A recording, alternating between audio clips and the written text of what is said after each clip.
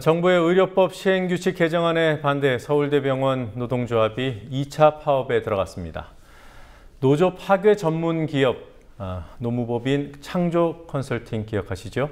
창조컨설팅 대표가 법원으로부터 면죄부를 받았습니다. 자, 오늘 하루 주요 뉴스들 황준호 뉴스 취재팀장과 함께 살펴보도록 하겠습니다. 어서 오십시오. 예. 네, 서울대병원 노조 파업 소식부터 전해주시죠. 예, 서울대병원 노동조합은 병원 본관에서 의료법 시행규칙 개정에 반대하는 의료민영화, 즉 의료민영화 저지를 위한 두 번째 총파업 출정식을 가졌습니다.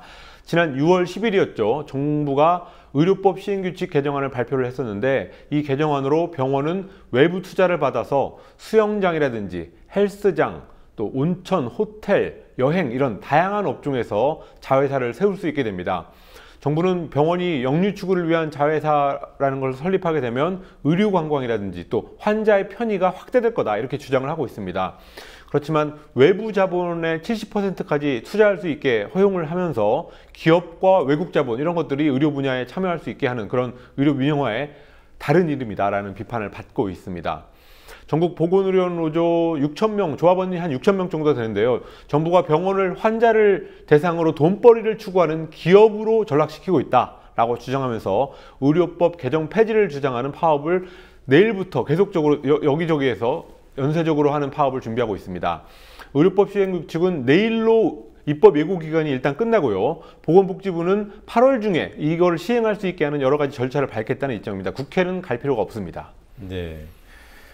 새정치민주연합 일부 국회의원들이 의료법 개정에 반대하는 기자회견을 열었더군요. 예, 당장은 뭐 야당에서 어떤 조치를 취할 수는 없습니다. 그렇지만 오늘 어쨌든 국회 정론관에서 민주연합 국회의원들이 의료 영리화를 위한 의료법 시행규칙 개정안을 즉각 중단하라라는 기자회견을 열었습니다. 의료 영리화 저지 특별위원회에 소속된 의원들인데요. 정부가 공공성을 확보해야 하는 의료기관을 수익과 영리를 추구하는 곳으로 만들어서 세월호와 같은 또 다른 참사가 우려된다라고 주장했습니다. 또 박근혜 정부는 국민의 70%가 반대하는 의료 영리화를 국회 논의 없이 하위 법령을 바꿔가지고 밀어붙이고 있다라면서 국회의 입법권을 명백히 침해한다고 있다고 말했습니다. 일단 민주연합 의원들은 보건복지부가 의료법 시행규칙 개정안을 만약에 강행할 경우에 강행할 것으로 보이는데요. 그렇다면 내년도 예산심의 과정에서 의료 영리화 관련 사업 예산을 모두 삭감하겠다라고 경고했습니다. 네. 그리고 730 재보선이 치러지는 부산 해운대 기장갑. 예. 원전 문제가 쟁점 가운데 하나지 않습니까? 이곳에 문재인 의원이 방문했군요. 예, 문재인 의원은 민주연합의 원전대책위원회 위원장을 맡고 있습니다. 네. 그래서 오늘 고리원전 1호기를 방문해서 시민들하고 원전의 즉각 폐쇄를 촉구하는 간담회를 가졌습니다. 문재인 의원은 간담회에서 고리 1호기 위험 반경 30km 안에는 무려 320만 명의 시민들이 살고 있고 특히 43만 명의 해운대 구민은 20km 반경 안에 살고 있다라고 지적하면서 고리원전의 위험성을 강조했습니다.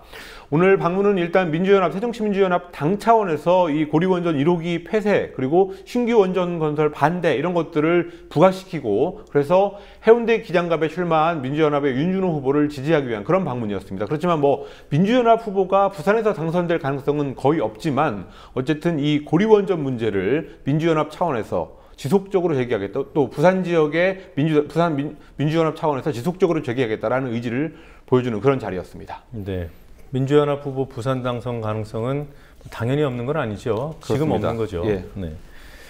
자, 민주연합 안철수 공동대표의 대선 후보 지지율, 차기 대선 주자 지지율 순위가 계속 하락하고 있다는 조사 결과가 나오네요. 예, 오늘 발표된 리얼미터 차기 대선 주자 지지도를 보니까 주간 조사에서 안철수 공동대표의 지지율이 9.8%를 기록했습니다. 네. 처음으로 한 자릿수로 주저앉았고요. 순위에서도 새누리당의 김무성 대표 그리고 정몽준 전 의원 이런 사람들한테도 밀려서 5위에 그쳤습니다. 차기 대권주자 지지도 1위는 박원순 시장으로 지지율이 17.5%였고요. 6주 연속 1위를 기록했습니다. 그리고 문재인 의원은 12.8%로 2위를 기록했고요. 3위는 김무성 대표. 얼마 전에 전당대회에서 컨벤션 효과 이런 것 때문에 전주보다 무려 4.9%포인트 상승한 11.9%로 3위에 올라섰고 4위는 정몽준 전 의원 11.1%를 기록했습니다. 안철수 대표의 한 자릿수 지지율 그리고 5위 기록이라는 거는 리얼미터 조사상 처음 있는 일인데요. 민주연합의 공천 반문 때문에 이렇게 인기가 좀 떨어진 것으로 해석되고 있습니다. 예. 또 정당 지지도 같은 경우도 민주연합이 굉장히 빠르게 하락하고 있는데요. 새누리당은 지난주보다 2.8%포인트 상승해서 43.1%를 기록했습니다. 반면에 새정치민주연합은 1.5%포인트 하락해서 28.2%였습니다. 양당 간의 격차는 지난주에는 10.6%포인트였는데 이번 주에는 14.9%포인트로 일주일 사이에 4.3%포인트 벌어졌습니다. 네. 자, 오늘 판결을 보니까 그 노조 파괴 전문 기업으로 유명한 창조 컨설팅 당시 대표가 징계를 당했었는데요. 예. 노무자 자격을 잃게 했던 징계가 무효다 이런 판결이 나왔군요. 그렇습니다. 창조 컨설팅은 지난 7년 동안 유성기업이라든지 또 상신브레이크 이런 14개의 회사의 노조를 사측의 의뢰를 받아서 무력화시키면서 논란을 일으켰던 그런 기업입니다. 노무법인입니다. 지난 2012년에 고용노동부가 징계위원회를 열어서 이 창조 컨설팅 대표인 심종두 씨의 노무사 등록을 취소하는 그런 결정을 내렸습니다. 그렇지만 그동안 심 대표가 고용노동부 장관을 상대로 해서 소송을 해왔습니다. 그래서 오늘 서울고등법원이 공인노무사 등록 취소는 위법하다라고 판단하면서 심 씨의 손을 들어줬습니다.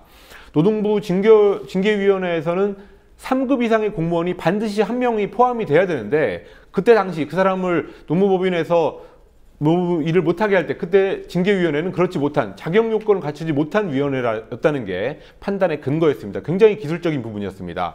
어쨌든 이 판결에 대해서 은수미 민주연합 의원은 당시 징계위원회 위원장이었던 조재정 위원이 봐주기 징계를 하기 위해서 엉터리로 그 징계위원회를 만든 게 아니냐라는 의혹을 제기했습니다. 이 조재정 위원이라는 사람은 당시에 고용노동부의 노동정책실장이었고 현재는 고용노동부 차관 승진 가능성이 있다고 말해지는 그런 인물입니다. 네, 고용노동부의 차기 차관 후보자 조재정 위원. 징계 사유가 안 된다는 것이 아니라 징계 절차에 문제가 있었다. 징계위원회 구성에 문제가 있었다는 거죠. 야당에서는 그 당시 징계위원장이 징계위원회 구성에 흠결이 있는 걸 모를 수 있는 위치는 아니다. 그래서 일부러 그렇게 한 게 아니냐 이런 의혹을 제기했습니다. 네. 자, 학원 축구 지도자들이 노조를 설립했어요. 예, 초중고등학교 그리고 대학 축구 감독들 그리고 코치 그리고 물론 이 사람들은 물론이고 전국 각지에 있는 스포츠센터 소속의 축구 지도자들이 그렇게 해서 조합원이 된 노동조합이 스포츠계 사상 처음으로 출범했습니다. 네. 학원 축구 지도자 노동조합인데요. 3년 전부터 노조 설립을 준비해 왔는데 이 학원 축구 지도자들을 독립 개인 사업자로 볼지 아니면 노동자로 볼지 논란이 계속 있어 왔는데 노동부가 노동자성이 있다라고 인정을 해서 설립된 노조입니다. 이회택 전 국가대표팀 감독이 초대 노조위원장을 맡았고요. 1994년 미국 월드컵 당시에 국가대표였던 정종선 언남고 현재 언남고 감독이 수석 부위원장을 맡게 됐습니다.